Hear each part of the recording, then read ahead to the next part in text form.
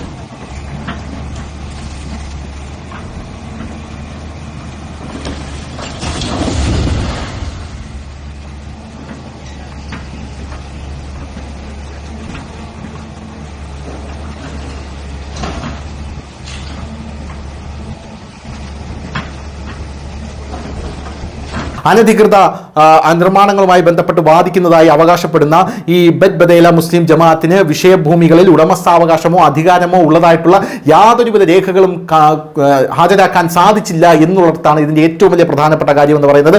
ഒരു പ്രത്യേക ഉദ്ദേശത്തിനായി അനുവദിച്ച ഭൂമി സംസ്ഥാന സർക്കാരിന്റെ ഉടമസ്ഥതയിൽ മാത്രമാണ് ഇപ്പോഴും ഉള്ളത് എന്നാണ് ഇപ്പോൾ തെളിഞ്ഞിരിക്കുന്നത്.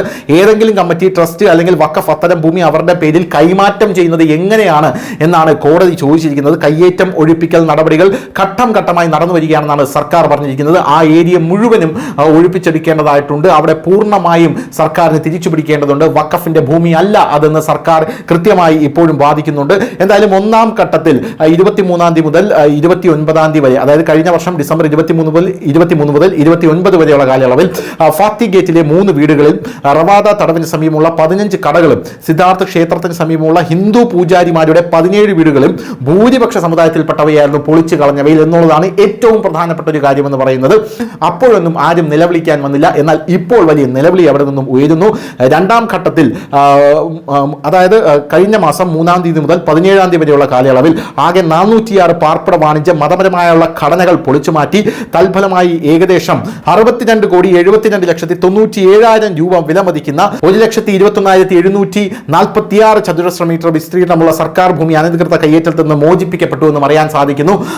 നേരത്തെ പൊളിച്ചു മാറ്റിയപ്പോൾ, അനധികൃതമായ ആൾക്കാർ കുടിയേറിയെ പൊളിച്ചു മാറ്റിയപ്പോൾ ഭൂരിപക്ഷ സമുദായത്തിൻ്റെതായപ്പോൾ അവർ നിലവിളിക്കാൻ വന്നില്ല. എന്നാൽ വഖഫ് ഭൂമി എന്നറിയപ്പെടുന്ന ഭൂമി അവിടെ നിന്നും പിടിച്ചെടുക്കാൻ യാതൊരു രേഖകളും ഇല്ല എന്ന് തെളിഞ്ഞ് ഹൈക്കോടതി തന്നെ പറഞ്ഞ് പിടിച്ചെടുക്കാൻ വന്നപ്പോൾ വലിയ നിലവിളികളാണ് ഇപ്പോൾ അവിടെ നിന്നും ഉയരുന്നത്.